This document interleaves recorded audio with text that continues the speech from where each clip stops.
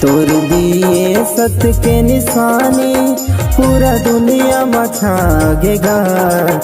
तोर दिए सत्य के निशानी पूरा दुनिया मचागेगा।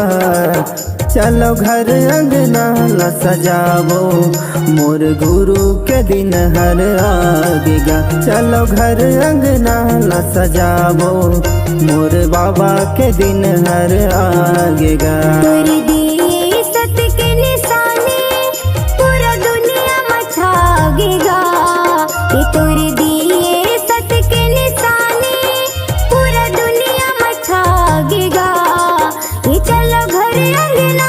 सजाबो मोर गुरु के दिन हर आगेगा। चलो घर अंगना सजाबो मोर गुरु के दिन हर आगेगा।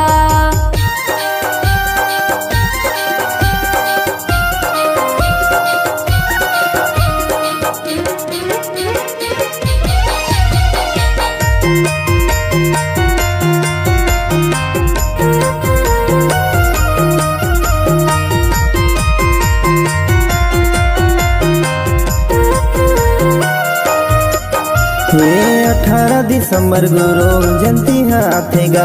दुनिया में बाबा सबके ध्वजा लहरातेगा। सबो दिन दुखिया गुरु चरण में जातेगा।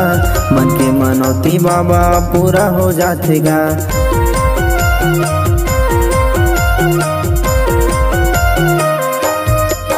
ये 18 दिसंबर गुरु जयंती है आथेगा। दुनिया में बाबा सबके ध्वजा लहरातेगा। सबो दिन दुखिया गुरु चरण में जातेगा। मन के मनौती बाबा पूरा हो जातेगा।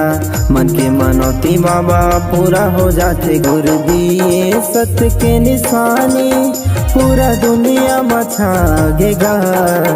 तोर दिए सत्य के निशानी पूरा दुनिया मचागेगा। चलो घर अंगना ला सजावो मोर गुरु के दिन हर आगेगा। चलो घर अंगना ला सजावो मोर बाबा के दिन हर आगेगा।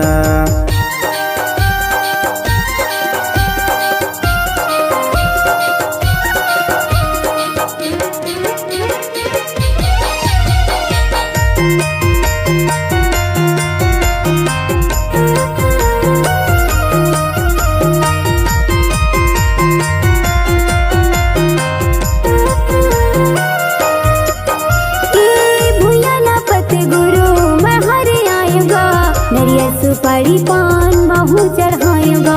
तोरे चरण माया के माथे नवाएगा। दर्शन ला बाबा तोर महू भपाएगा।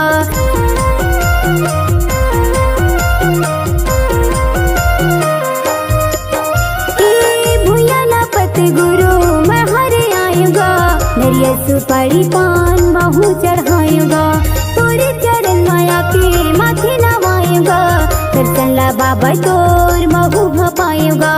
दर्शन ला बाबा तोर महू भपाएगा। दिए सत्य के निशानी पूरा दुनिया मचागेगा।